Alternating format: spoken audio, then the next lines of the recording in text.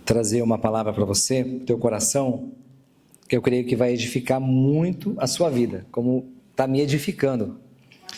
E eu vou escrever, inclusive, sobre esse texto aqui, porque está me edificando muito o que eu vou falar com você aqui.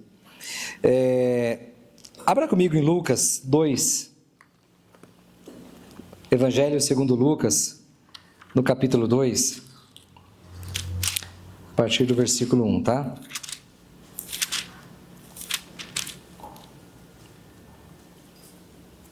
Amém. Naqueles dias, o imperador Augusto decretou um recenseamento em todo o Império Romano.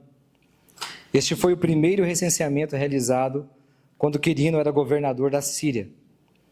Todos voltaram à cidade de origem para se registrar.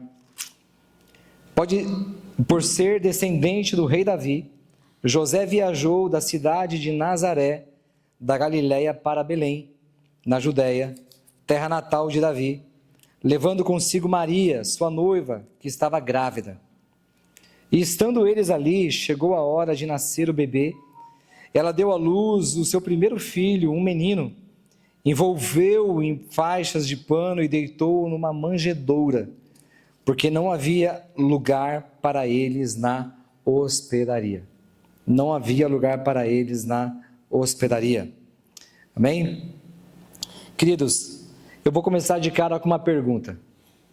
Como é que Deus, o Criador do universo, de tudo que neles há, que a gente conhece, que a gente nem imagina, tudo que há sobre os céus dos céus, e sobre a terra e debaixo da terra, nos mares, o Deus que criou todos os organismos, Deus que controla todas as coisas, Deus que chama cada estrela pelo seu nome, que tem na palma da sua mão os oceanos.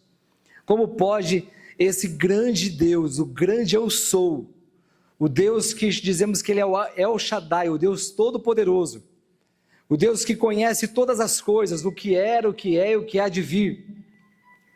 Como pode esse Deus ter permitido um absurdo desse?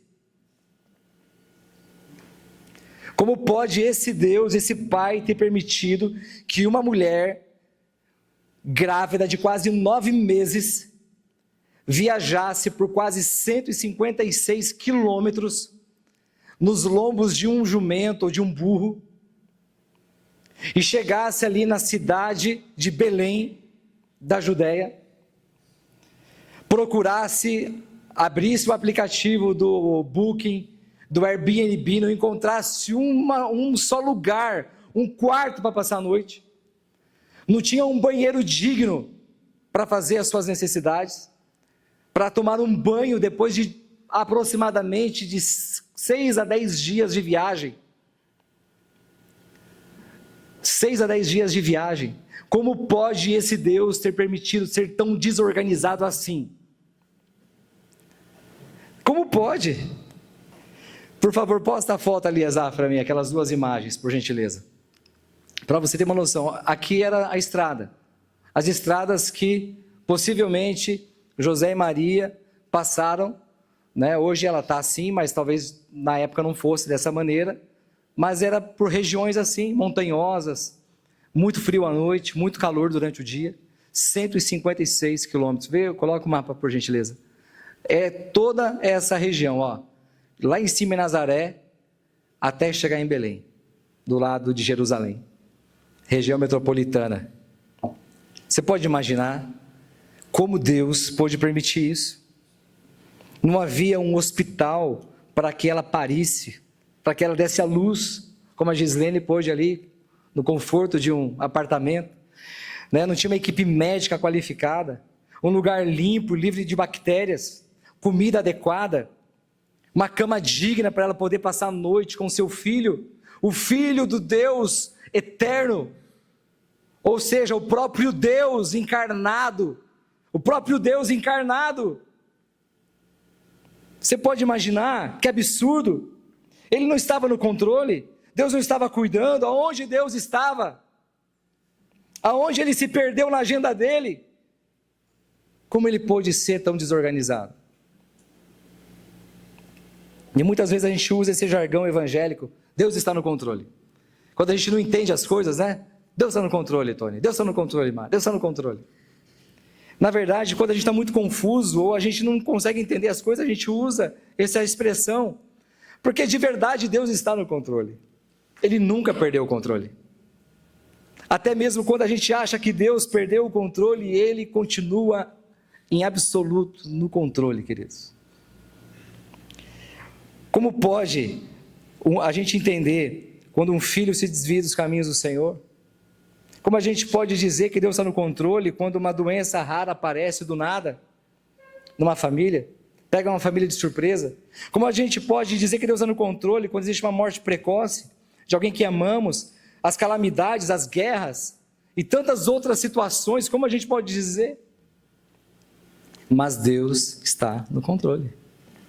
Ele permanece no controle de todas as coisas, irmãos. Aleluia. E dada a gravidade dessa situação em que José e Maria estavam, como é que estava a cabeça deles? Como é que estava a cabeça daquele pai, daquela mãe? Porque, irmãos, eram pessoas comuns como nós, pessoas que têm sentimentos, emoções. Como é que estava a cabeça de José, que não encontrou um lugar, que foi certamente, Maria, fica aqui que eu vou encontrar um lugar para a gente poder passar a noite, não conseguiu. Qual futuro eles poderiam proporcionar para aquele menino? O que se passava no coração daquela mãe? Será que o estresse da viagem, a tensão de não saber onde dar à luz, lhe trouxe complicações pós-parto? Será que ela sofreu de alguma complicação pós-parto? A Bíblia não relata, não diz.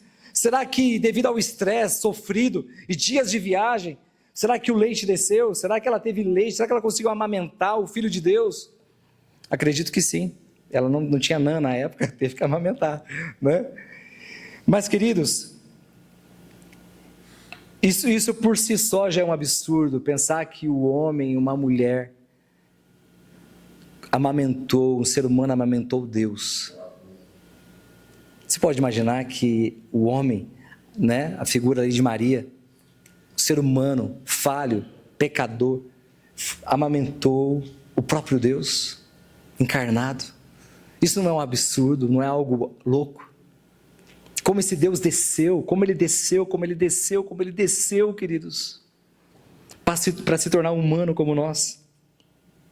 E como diz o pastor Gigo, da Igreja Ponte, lá de Recife, ele disse uma frase que me chamou muita atenção, que momentos graves também podem ser momentos grávidos.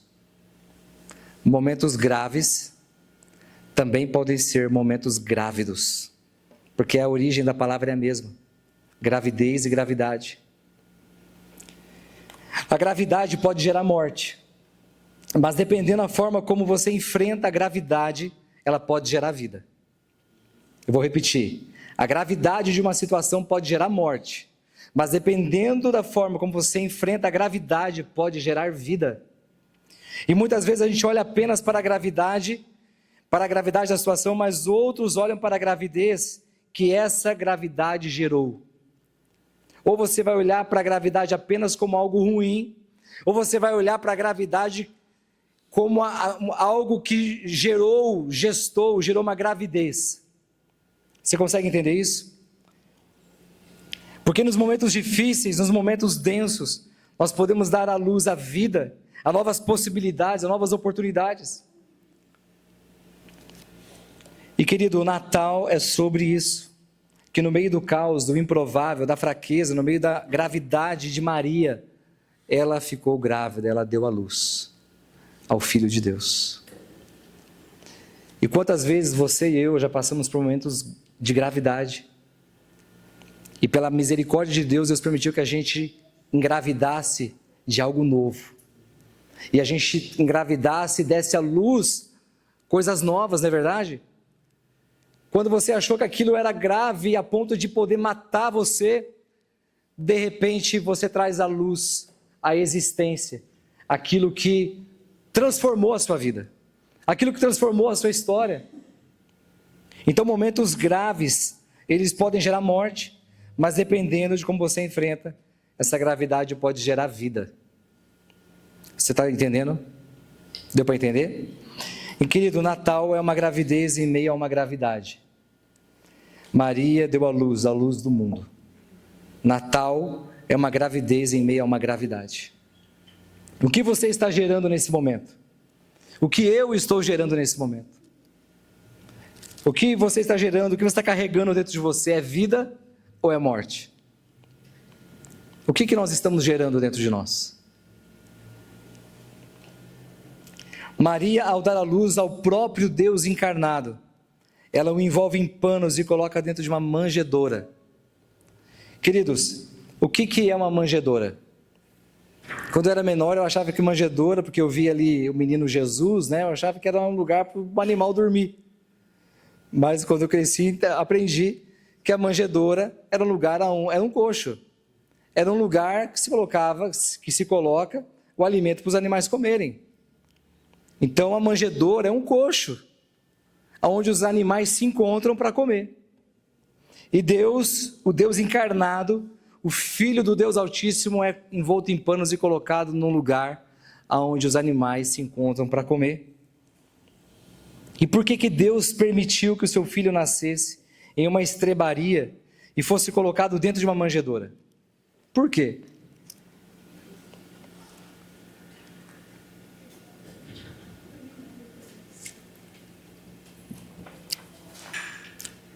Uma resposta, pode conter várias respostas, mas uma resposta que eu acredito muito é que Deus precisou encontrar eu e você exatamente ali. O próprio Deus foi colocado numa manjedoura para encontrar a raça humana ali, para encontrar o homem caído nesse lugar, para encontrar cada um de nós nesse lugar, nessa situação, nessa condição, aonde os homens e os animais estão no mesmo ambiente onde Deus estava, ali no coxo onde os animais comem por instinto e por necessidade, aonde ali os homens, nós, na nossa irracionalidade, nos tornamos como animais, movidos pelos nossos instintos, aonde o nosso ventre, a nossa satisfação, as nossas necessidades e carências estão muito acima das nossas relações. Porque o homem sem Deus, ele é movido pelo seu ventre, pela sua necessidade, pelas suas carências. Sim ou não? Então Deus precisou ir lá no lugar mais baixo. Deus precisou nos encontrar ali, querida, a humanidade ali, aonde os animais se alimentam. Para que eu e você pudéssemos ser regenerados e transformados por Deus, lá onde nós estávamos um dia. E Deus nos tirou desse lugar. Deus nos tirou desse ambiente. Deus precisou ir ali, nesse lugar, para nos salvar da nossa irracionalidade, para nos salvar da nossa própria perdição, da nossa vida centrada no eu, no ego, no ventre. E Eva, diante de uma situação, Eva, esposa de Adão, diante de uma situação grave, ao invés dela gerar vida, ela gerou morte. Eva, ao ver que o fruto era bom para dar entendimento, ela come primeiro e depois reparte com seu esposo, com Adão. Diante daquele momento grave, daquele momento onde Eva estava ali naquele flerte com a serpente, ela foi se engravidando daquele fruto. E quando ela então se convence de que a serpente tinha razão, mas ela estava debaixo de engano, ela come primeiro. E ao comer, ela pega o fruto, ela reparte com seu marido. E a Bíblia diz que os olhos de ambos foram abertos. E ali nós conhecemos o resultado. A palavra de Deus diz em Tiago, se puder colocar ali para mim, por favor, Tiago 1, 14 e 15. Tiago 1, 14 e 15. Por favor, é o Abner que está lá ou o Azaf? Azaf, por gentileza. Cada um, porém, é tentado pelo seu próprio desejo, sendo por este arrastado e seduzido. Então esse desejo, tendo sido concebido, dá à luz o pecado. E o pecado, uma vez consumado, gera o quê? A morte. Então, quando Eva foi seduzida pela sua própria cobiça de ser parecida com Deus, que era aquilo que a serpente tinha vendido para ela, ela então é ali Satanás coloca a semente dentro dela da morte. Então ela come e ali ela gera o pecado e a morte. E o pecado gerou a morte. Então, querido, a gravidade que gerou morte a todos os homens está em satisfazer o próprio ventre, primeiro e depois repartir. Vou repetir. A gravidade está em primeiro, a gravidade que gera morte. Ela está em primeiro comer e depois repartir. Comer e repartir. A gravidade está aí. E quando a gente acha que os nossos problemas são mais urgentes e mais importantes do que os dos outros e colocamos os nossos interesses em primeiro lugar, quando comemos primeiro, quando satisfazemos as nossas carências e necessidades e só depois repartimos, isso é o que gera morte no mundo. Isso é o que gera morte nas relações. Quando pensamos em nós mesmos. O Evangelho segundo João, no capítulo 6, a partir do versículo 5, você já conhece a história da multiplicação dos pães e peixes.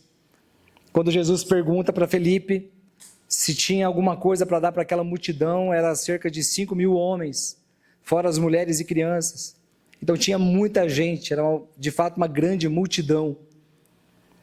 E as pessoas falando, os discípulos falando para Jesus, despede a multidão para eles voltarem para casa. E Jesus falou, não, vocês não têm algo para dar para comer? E daí a mentalidade nossa é resolver as coisas com money, com dinheiro. Primeira coisa que Felipe diz, não, mas 20 denários não vão ser suficientes para alimentar toda essa multidão. Era muito dinheiro. Então Jesus falou assim, vocês não têm nada, ninguém tem nada.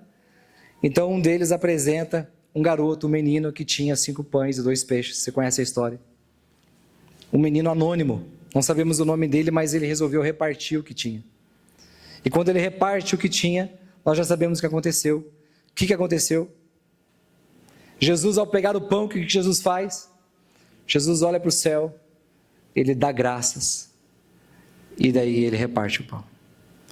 Jesus não comeu primeiro, Jesus deu graças, partiu o pão e dividiu. A Bíblia não diz que Jesus comeu primeiro. A Bíblia diz que Jesus orou, deu graças, santificou o pão e depois repartiu. Amém? Vocês estão lembrados da tentação de Jesus lá por Satanás? Quando Jesus foi tentado depois de 40 dias e 40 noites sem comer nada e sem beber. A Bíblia diz que Satanás veio até ele e Satanás disse para ele, se você é o Filho de Deus, transforme essas pedras em pães. E Jesus falou assim, está escrito, nem só de pão viverá o homem, mas de toda a palavra que sai da boca de Deus. Vocês conhecem essa história? E é interessante que Jesus poderia ter pego e transformado com o seu poder aquelas pedras em pães, sim, e alimentado o seu próprio ventre. Mas ele recusou alimentar o seu próprio ventre, satisfazer a sua própria vontade. E ele tinha direito, ele poderia fazer isso, não fazer isso. E, queridos, nesse exemplo da multiplicação dos pães e peixes, Jesus estava querendo mostrar qual o sinal, mostrar qualquer sinal, ou melhor, Jesus não estava querendo afirmar ou mostrar qualquer sinal que afirmasse ou que mostrasse o seu poder. Jesus não estava dando que não queria demonstrar o seu poder, ele poderia fazer chover do céu, como Deus já fez chover maná no passado. Era ele orar e Deus fazia chover hambúrguer, como tem aquele desenho, está chovendo hambúrguer, né? Mas Jesus não fez isso. Jesus não quis aproveitar da situação para mostrar o quão poderoso ele era. Mas Jesus estava mostrando como era o reino de Deus, que através da atitude de um garoto, de um menino, que decidiu ser generoso, ele abriu a mão, dando o seu próprio lanchinho, para repartir com aquela multidão. Então Jesus, no meio da gravidade daquela situação, Jesus pega o pão, dá graças e multiplica. Jesus dá graças e multiplica. Ele santificou o pão. Ele santificou o pão. E o pastor Paulo Borges, ele costuma dizer, eu gosto muito do que ele diz quando ele fala sobre pão, ele diz que o pão nunca foi para alimentar o estômago, mas para ser repartido. O pão nunca foi para alimentar o estômago, mas para ser repartido.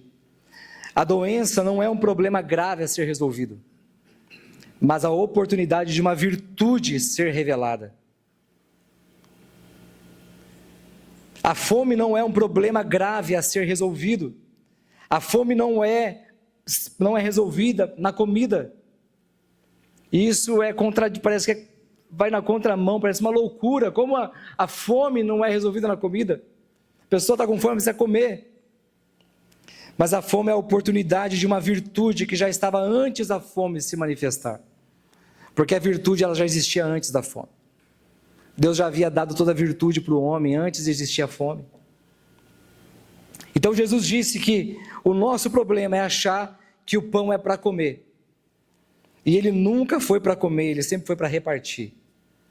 O nosso problema é achar que o pão é para comer. O pão não é para comer, o pão é para repartir. É para dar graças e repartir. O quanto Deus abençoou você esse ano, o quanto Deus me abençoou esse ano. Não é para que você coma toda a semente e engorde e fique um crente gordo. Um crente que não consegue se mexer, se locomover porque está tão gordo. Mas que você possa ser generoso, como falei há pouco. Generoso para repartir o pão sagrado que Deus tem dado a você e a sua casa. Irmão, e nós estamos trabalhando muito para comer o pão sagrado, em vez de trabalhar para santificar o pão, ou seja, para repartir. Trabalho não é o direito de comer o pão. Ah, trabalhei, agora eu tenho o direito de comer o pão.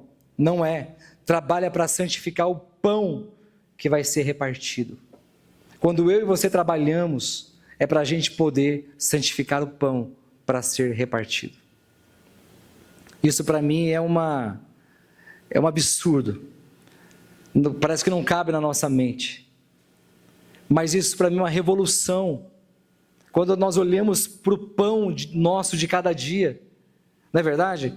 E a gente passa a entender que o pão não é para saciar a fome, é para repartir. E o mundo está como está, não é por falta de dinheiro, nós sabemos disso. Não é por falta de dinheiro que as pessoas estão passando fome até hoje. São mais de 800 milhões de pessoas no mundo que passam fome todos os dias. É por falta de generosidade. Porque nós não cremos que Jesus pode multiplicar 5 pães e 2 peixes quando a gente é generoso. Não é verdade?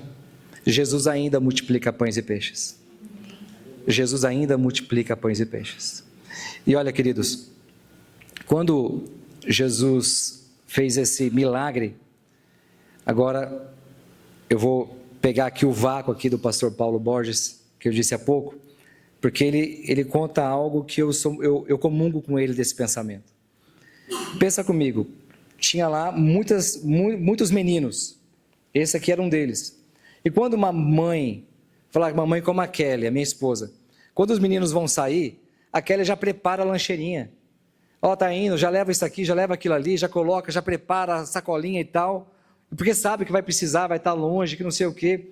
Uma mãe boa, que vem de uma casa boa, ela não é desleixada. Ela vai arrumar as coisas, ela vai dar uma lancheirinha, porque certamente a mãe daquele menino sabia que ele ia passar o dia atrás de Jesus. E ela preparou uma lancheirinha para ele levar. Sim ou não? Não é verdade? E quantas mães fizeram a mesma coisa? Vários. Ou melhor, quantas pessoas no meio dessa multidão que sabiam que iam seguir Jesus o dia todo, não tinha uma reserva ali dentro da sua bolsa, da sua sacola, uma quantidade de alimento para ele e talvez para sua esposa, os seus filhos estavam com ele seguindo a Jesus.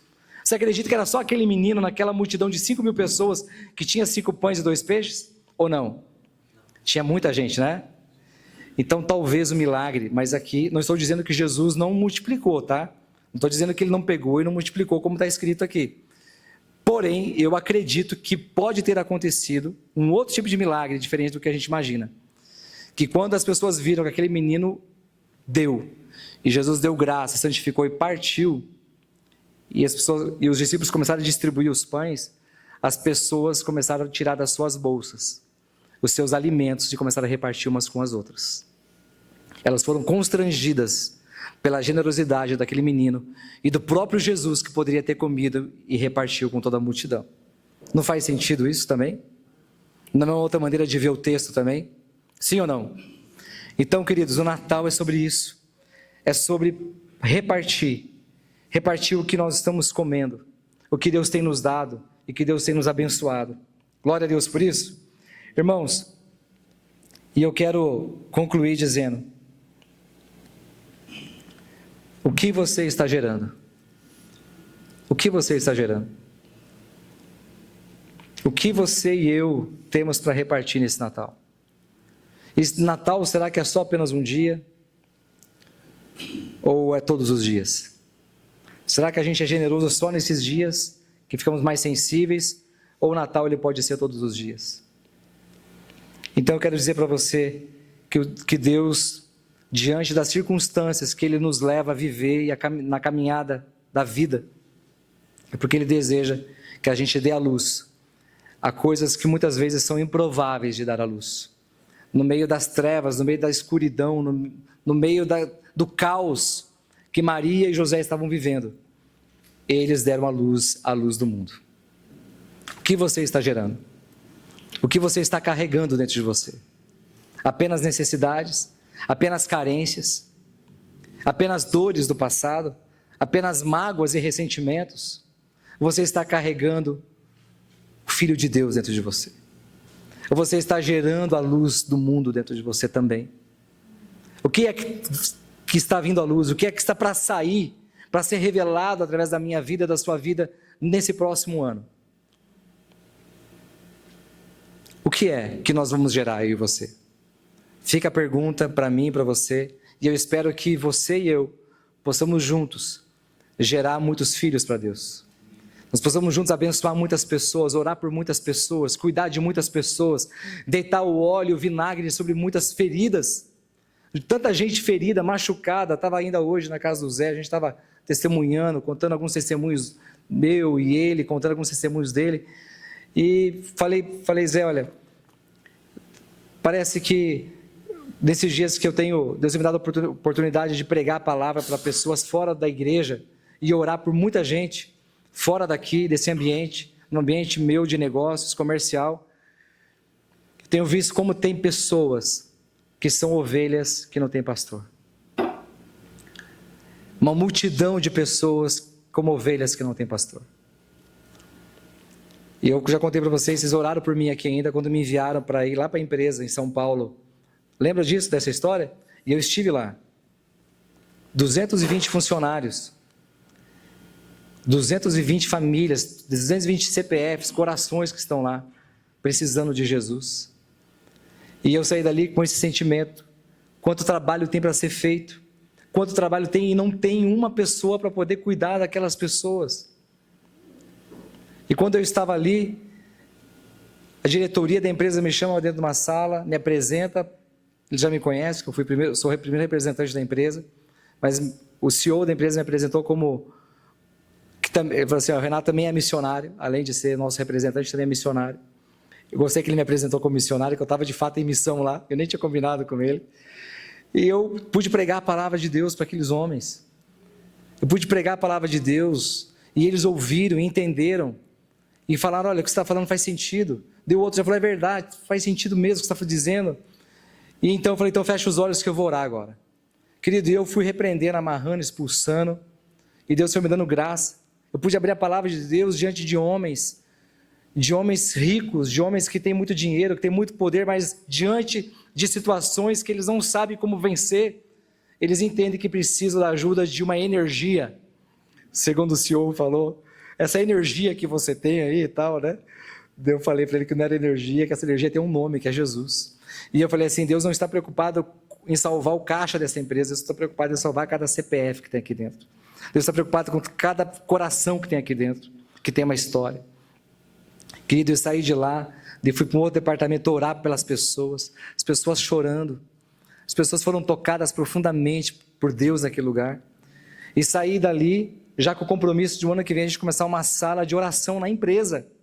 Mas eu estou a 500 quilômetros de distância, como é que eu vou lá orar toda semana?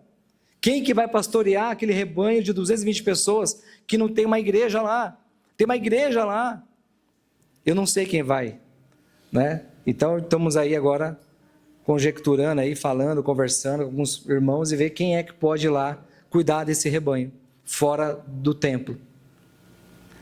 Então, junto com esse testemunho, tem outros testemunhos, que não vou falar agora para não me delongar, mas eu estou dizendo para vocês, vamos gerar a vida de Deus que já habita em mim e em você. Você crê que essa vida habita dentro de você? Você crê que você tem a vida eterna habitando dentro de você? Então, querido, se levante, deixa que essa vida venha à existência, que essa vida venha para fora e invada os corações, inunde as famílias, as casas. Amém? Eu estou ali com os vizinhos próximos de mim, que a gente já tem evangelizado. Queridos, como é difícil, porque a gente tem tanta coisa, eu poderia parar mais tempo, eu poder estar mais tempo com eles, eu não consigo muitas vezes. Então, irmãos, temos trabalho. Vamos pastorear um rebanho que talvez não está aqui dentro, mas está lá fora. Ninguém precisa te ungir e falar, você agora é líder, você agora é pastor, você agora é o vice-deus. Você não precisa disso. Vá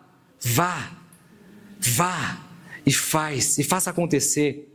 Mas eu não sei, eu não conheço a Bíblia, eu não fiz teologia, não. Apenas aquilo que você tem recebido de vida, santifique e de vida. Esse pão que você está recebendo agora, santifica e reparta. Nessa semana, por favor, ou esse período de férias, pegue todo o pão que você tem comido e fala, Deus, me ajuda agora a repartir esse pão. Eu preciso repartir. Não guarde nas suas sacolas. Lembre-se lá do início, quando Deus começou a mandar o maná, Deus falou assim, olha, não acumule, não guarde para o dia seguinte. As pessoas ainda assim insistiram, vamos guardar. No dia seguinte estava o quê? Tudo cheio de bicho. Estava tudo lá cheio de fungo, cheio de um monte de coisa. Porque não é para guardar, não é para comer, é para santificar e repartir. Amém? Que você possa, tudo que você tem recebido do Senhor, no teu secreto, durante seu período de oração, de leitura da palavra, que você tem recebido de outros irmãos, dê, santifique e reparta, abençoe e pastoreie o rebanho de Deus que está aí fora, no mundo, precisando de um pastor. Amém?